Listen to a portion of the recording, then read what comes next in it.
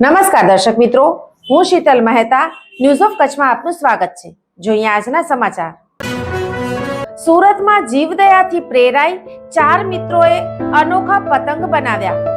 દોરી વગર રિમોટ કંટ્રોલથી ઉડતા આ એક પતંગનો ખર્ચ 40,000 જેટલો થાય છે। સુરતના યુવા સંશોધક વિકી વખારિયા અને તેની ટીમે ઉત્તરાયણના તહેવારમાં પક્ષીઓ અને લોકોના જીવનો અંત લાવતી જીવલેણ દોરીની સમસ્યાનો અંત લાવવા એક ક્રાંતિકારી ઇનોવેશન કર્યું છે। યુવકે એક એવી પતંગ તૈયાર કરી છે કે જેને ઉડાડવા માટે ન તો દોરી કે ન તો પવનની જરૂર પડશે। દિવસે તો ઠીક, આ પતંગ રાતે પણ બટરફ્લાય બની આકાશને રંગોથી ભરી દેશે। આ પતંગ અકસ્માતો તો ઘટાડશે, સાથે સાથે પર્યાવરણનું રક્ષણ કરવાનું પણ માધ્યમ બનશે। વિકીની ટીમે આ સુરતી પતંગ ઇન્ડોનેશિયા, સિંગાપોર અને ચીન સહિતના આંતરરાષ્ટ્રીય કાઇટ ફેસ્ટિવલમાં ઉડાડી વિદેશમાં આપણા દેશનો ડંકો વગાડ્યો છે। ચીનમાં તો તેણે સિલ્વર પ્રાઇઝ જીત્યું અને ઇન્ડોનેશિયામાં વડાપ્રધાન નરેન્દ્ર મોદી સાથે પતંગ ઉડાડીને ટેકનોલોજી વિશે ચર્ચા કરવાની તક મેળવી હતી।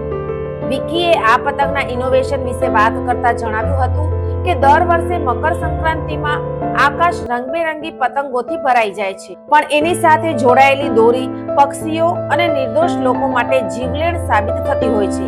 આ ગંભીર સમસ્યાનો અમે એક કાયમી અને અત્યંત આધુનિક ઉકેલ શોધ્યો છે। અમે એક એવો પતંગ તૈયાર કર્યો છે જે દોરી વગર માત્ર રિમોટ કંટ્રોલની મદદથી આકાશમાં ઉડે છે।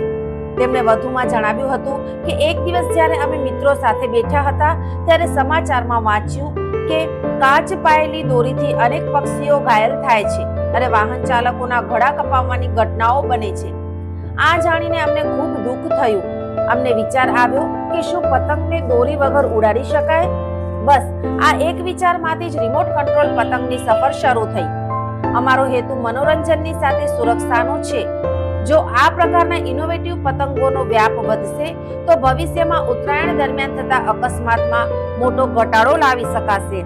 આજે જ્યારે આ પતંગ આકાશમાં ઉડે છે ત્યારે એ જોવા માટે લોકોના ટોળે ટોળા ઉમટી પડે છે।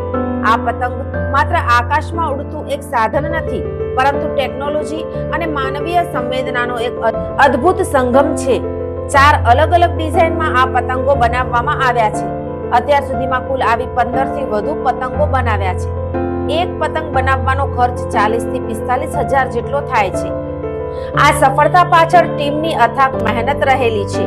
વિકી વખારિયા સાથે ભાવેશ ગોસાઈ, પ્રથમ માવાપુરી અને પાર્થ લેકડિયા, આ 4 મિત્રોની ટીમે રાત દિવસ એક કરીને રિસર્ચ કર્યું હતું। દર્શક મિત્રો, આજે 13 જાન્યુઆરી 2026 આ હતા આજના સમાચાર। આવતીકાલે ફરી મળીશું, ત્યાં સુધી મને રજા આપશો। નમસ્કાર।